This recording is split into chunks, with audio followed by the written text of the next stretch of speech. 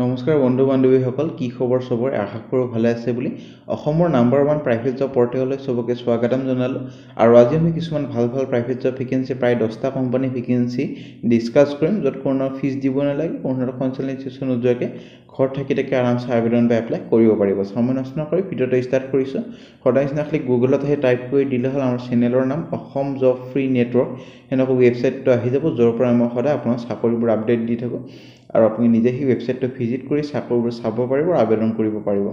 আজি আপোনালোকৰ লেটেষ্ট কিছুমান প্ৰাইভেট জব ভেকেন্সি আহিছে প্লাইউড কোম্পানীৰ ভালেমান ভেকেন্সি আছে সম্পূৰ্ণ ভিডিঅটো চাওক তেতিয়া বস্তুখিনি ভালদৰে বুজি পায় যোৱাকালি যদি ভিডিঅটো চোৱা নাই চাব পাৰে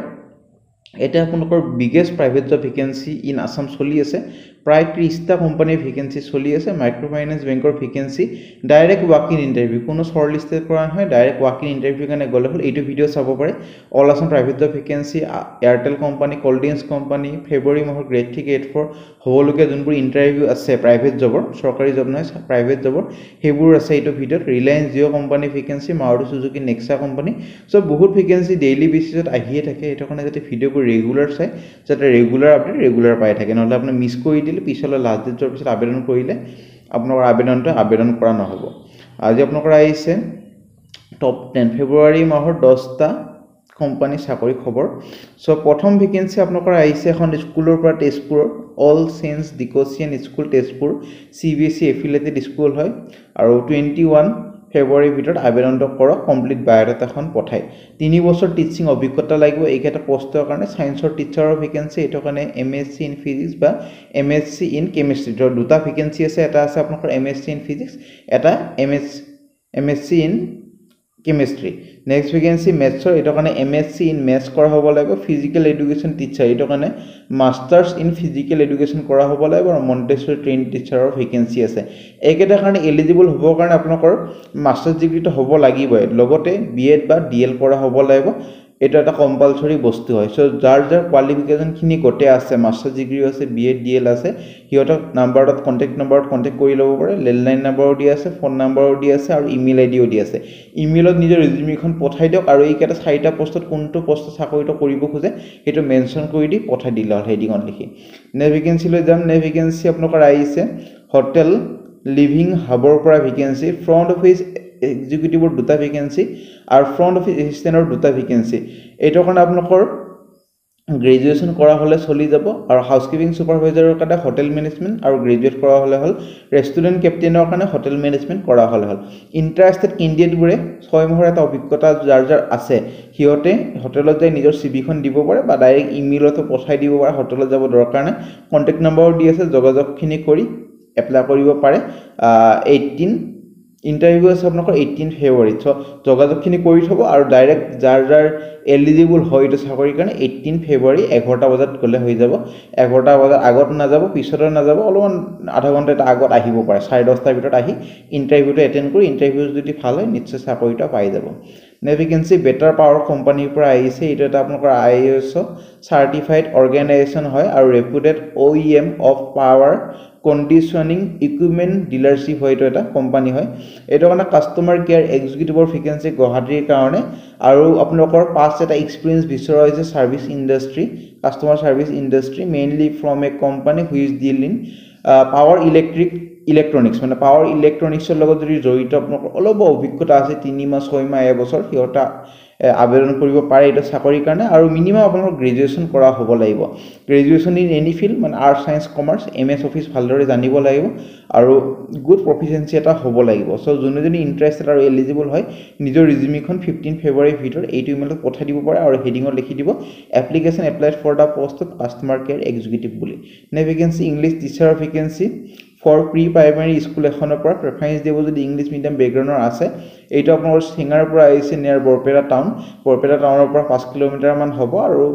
আপোনালোকে এপ্লাই কৰিব পাৰে যোনে গুৱাহাটী বৰপেটা ওচৰ বজাৰত থাকে হিয়তৰ কাৰণে ভাল এটা অপৰচুনিটি হয় এনেকুৱা নহয় যে বৰপেটা মানুহে এপ্লাই কৰিব লাগিব অল ওভাৰ আসামে পাৰে কিন্তু চাকৰিটো সিঙ্গা বা বৰপেটাতে হ'ব হোৱাটছএপ নম্বৰ দি আছে ইমেইল আইডি দি আছে 15 ফেব্ৰুৱাৰীৰ ভিতৰত আবেদনটো কৰক নে ভেকেন্সি প্লাইউড কোম্পানীৰ পৰা আহিছে আগাৰতলা ত্ৰিপুৰা আৰু বৰাপানী মেঘালয়ৰ পৰা ভেকেন্সি এক্সপেৰিয়েন্স থকা পাৰ্সোনেল কিছুমান বিচৰা হৈছে এইকেইটা ৰোলত এইচআৰ আৰু এডমিন মেনেজাৰ এটো কাৰণে এমবিএ কৰা হ'ব লাগিব ষ্টৰ মেনেজাৰৰ কাৰণে গ্ৰেজুৱেট আৰু সিভিল সুপাৰভাইজাৰৰ কাৰণে ITI সিভিল কৰা হলে এটা চাকৰিৰ কাৰণে এলিজিবল হৈ যাব আৰু লাইসেন্স এখন বিচাৰিব পাৰে সুপাৰভাইজাৰৰ এটা আপোনালোকৰ ইন্টাৰভিউ পিছত জনোৱা হ'ব 7 দিনৰ ভিতৰত আবেদন কৰক ইমেইল আইডি দি আছে কোনটো পোষ্টত আবেদন কৰিব যেটো তিনিটা পোষ্ট মেনশন কৰি দিলা ভাল হয় ভেকেন্সি আপোনালোকৰ প্লাইউড কোম্পানী গুৱাহাটীৰ পৰা আহিছে একাউন্টস মেনেজাৰ এটো কাৰণে বিকম এমকম একাউন্ট এসিস্ট্যান্ট এটো কাৰণে খালি বিকম আৰু টেলি নলেজ হ'ব লাগিব সেল এক্সিকিউটিভ আৰু এসিস্ট্যান্ট সেলস মেনেজাৰ এটো কাৰণে MBA বা গ্ৰেজুৱেট হলে হৈ যাব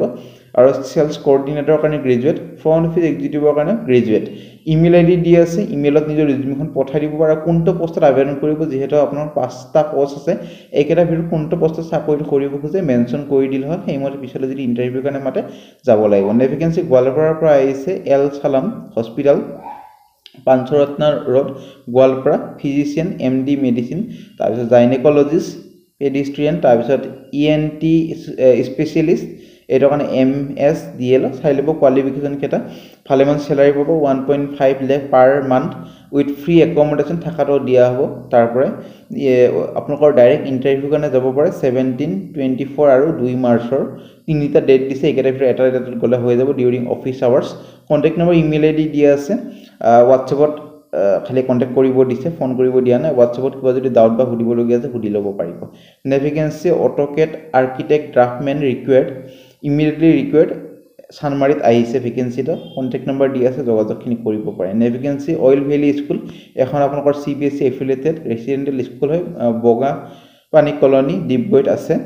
আৰু PGD কাৰণে ভেকেন্সি একেটা সাবজেক্টৰ কাৰণে ম্যাথমেটিক্স বায়োলজি কেমিষ্ট্ৰি ফিজিক্স